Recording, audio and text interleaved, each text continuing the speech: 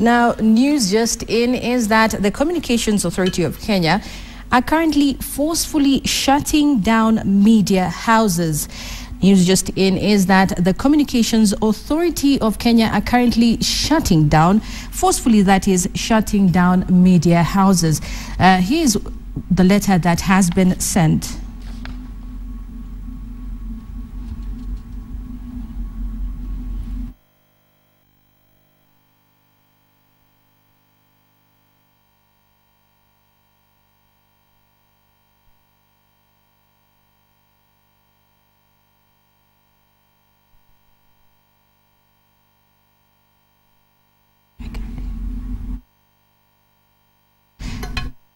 Now, the letter goes like, we acknowledge the receipt of your letter of the 13th of February 2015. We wish to observe and respond as follows.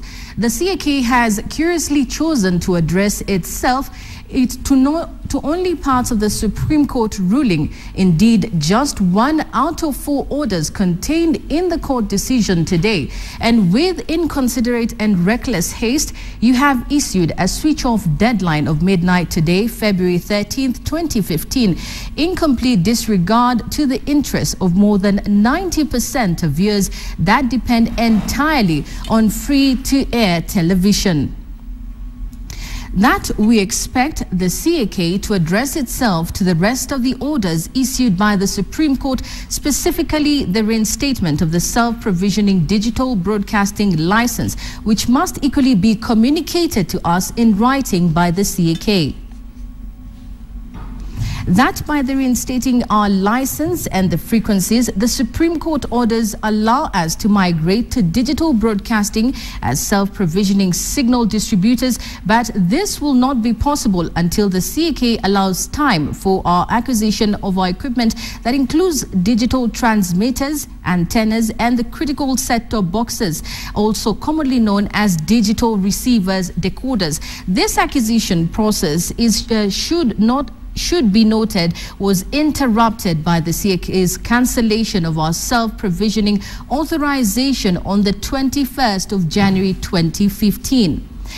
The speed with which you move when it comes to the 3 media houses demonstrates what we have consistently held to be a hostile attitude and characteristic of any independent regulator. Matters of concern raised by the 3 media houses have always been ignored or outrightly dismissed by the CAK.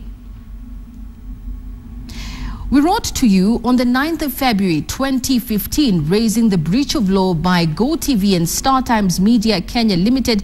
You have done nothing about this as far as we are aware. We had written to you on the 22nd of January 2015 in response to your letter of 21st of January 2015. You chose not to respond but to impose sanctions aimed at assisting GoTV and StarTimes, who we are in court with. Related to 4 above, your impartiality or indeed lack of was tested recently when television channels that had otherwise migrated as per your schedule reverted to analog broadcasts in Nairobi. Now, no action known to us or the public was taken against the said stations. And as you may well be aware, this case is among many recent instances that cleared all doubt over your consistent inability to be an impartial arbiter in industry matters. You have failed, but not surprisingly, to be frank with Kenyans on the true state of the country's preparedness for digital migration. In a country of more than 6 million television households, there is a combined number of just over 500,000 set-top boxes, a vast majority of them pay TV boxes in the country. Now, only 50,000 of these are free-to-air boxes. Now, your action tonight of switching off analog broadcasts amounts to the plunging into darkness of more than 90% of viewers, a majority of them ordinary Kenyans with no means to access or afford paid television.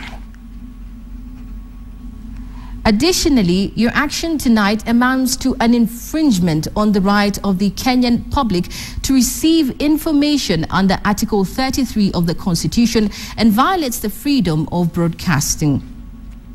This letter is from the coordinator of Mr. Sam Shirley. Now, media houses were writing to the CAK. The letter was as I have read.